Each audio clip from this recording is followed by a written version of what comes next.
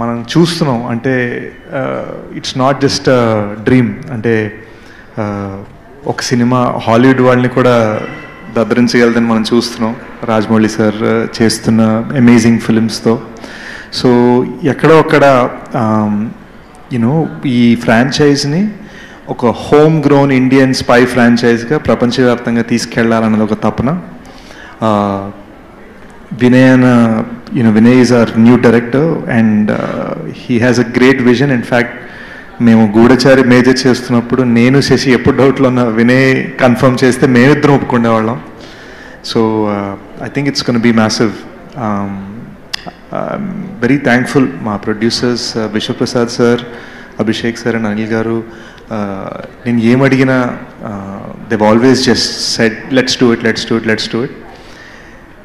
ఈ సినిమాని ఒక 1.5 yearలో ఎప్పుడైతే మీరు చూస్తారో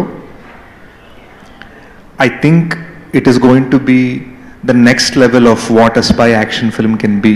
నేను గర్వంగా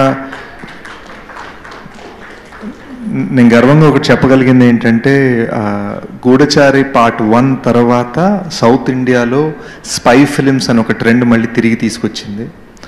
అండ్ ఈ రోజున G2 అనేది ఆల్ ఇండియన్ ఫ్రాంచైజ్గా ఈ సినిమాతో ఆల్ ఇండియా ఫ్రాంచైజ్గా మారబోతోంది. And I feel it's going to be next level.